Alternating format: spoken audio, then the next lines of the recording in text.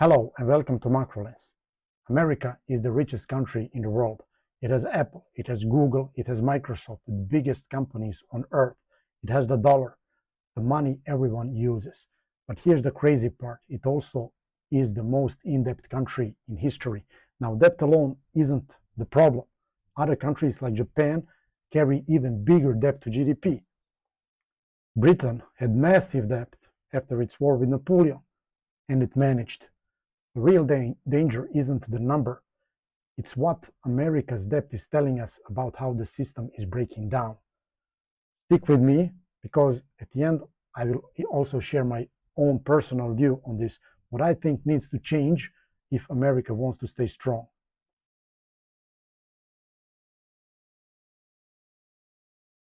Here's how you can see it. After World War II, the debt per American adjusted for inflation was about $30,000.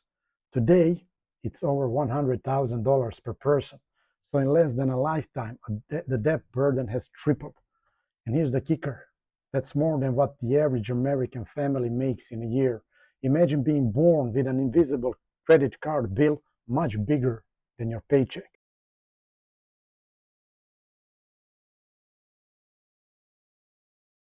Let's first see how does America's debt look compared to the rest of the world. Here's the breakdown. United States, over $100,000 per person. Japan, about $84,000 per person. UK, around $51,000. Germany, around $36,000. Greece, roughly $44,000. And remember, Greece already had a full-blown crisis. China, around $15,000, including local government debt. Argentina, around 12,000. But that's not their main concern. With inflation so bad, trust in currency is long gone. So think about that. America's share of the debt per citizen is highest in the world by far, bigger than Greece, bigger than Japan, bigger than anyone. But here's the catch. Japan mostly owns money to itself. Over 90% of the debt is held by Japanese banks, pension funds, and even households. It's like you borrow money from your own family. They're not going to suddenly demand it all back tomorrow. America's debt is different. About one-third is held by foreign countries, China, Japan, UK, and all other global investors. That means America doesn't just own itself, it owns the world. And if foreign investors ever start losing trust in Washington, they can stop lending or demand higher interest rate overnight. So while Japan looks worse on paper, America is actually in a riskier position because the US isn't just playing with its own money, it's playing with the world's money.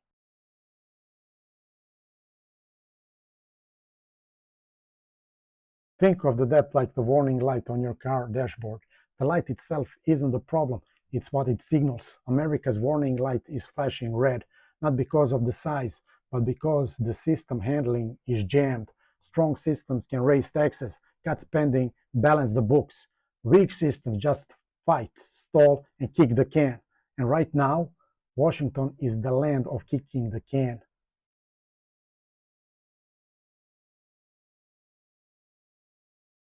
Instead of fixing the problem, politics has turned debt into a game. Remember the debt ceiling fight in 2011, 2013, 2023. The US almost defaulted on its own bills, not because it couldn't pay, but because politicians used the debt as leverage.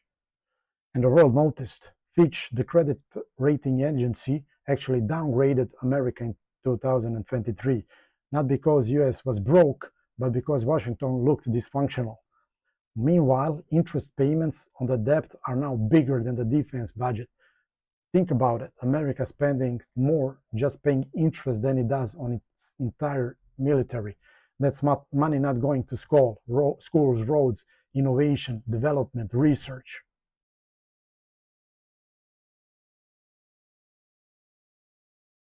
This is what it looks like when institutions stop serving everyone and start serving only a few. Money in politics. Citizens United ruling in 2010 let billionaires and corporations pour unlimited money into elections. Regular people's voices got drowned out. Voting access, gerrymandering and restrictions mean some neighborhoods wait hours to vote, while others just walk in and vote. Student debt, college was supposed to be ladder to opportunity. Now millions are stuck in debt before life even begins. Healthcare, richest country in the world, yet millions can't afford even a doctor's visit. Taxes, billionaires pay lower tax rates than many middle-class families. All of this makes system less fair, less open, and less inclusive.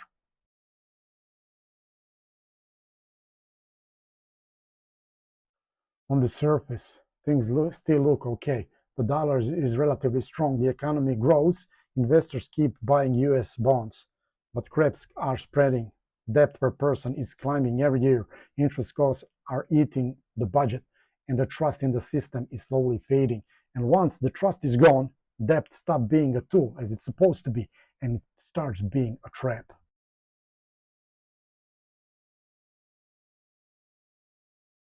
So why can America borrow so much and still get high ratings?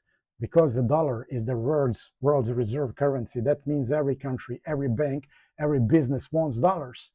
It's like having this magic credit card that never gets declined. Sounds amazing, right? But here's the catch. It makes borrowing really easy. Instead of fixing the budget, Washington just keeps swiping. And when they print more dollars to cover the debt, the world keeps holding those dollars. But Americans feel the inflation first, at the grocery store, at the gas pump, paying the rent. So the very thing that gives America global power, the reserve currency, is also what makes quietly average American poorer, because politicians just keep on swiping.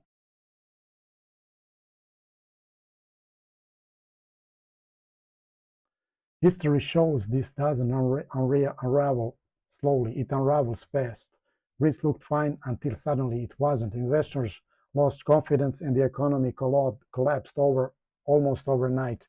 Argentina kept printing money instead of fixing the system. Now nobody trusts the peso. Even Rome, when elites stopped investing in the people, the whole empire crumbled. The US isn't there yet, but if the warning lights keep flashing and nothing changes, history tells us what happens next.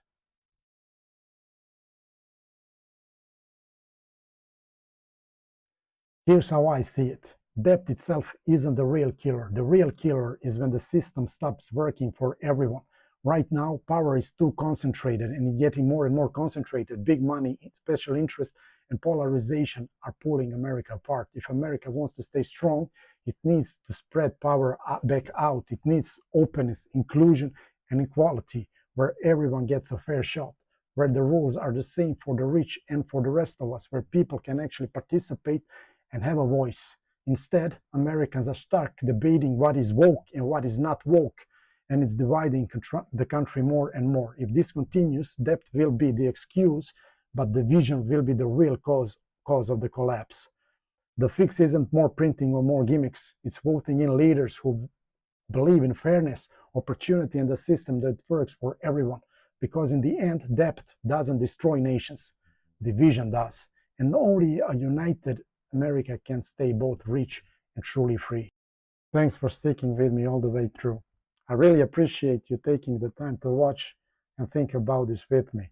If you found this video useful, or if it gave you a new way to look at the America's debt, please hit that like button. It really helps more people see this. And if you want to hear more, make sure to subscribe and turn on the bell. That way you don't miss the next video. And I love to hear your thoughts. Do you think America's debt is a real danger or just a big scary number? Drop a comment below. I read them all. See you in the next one.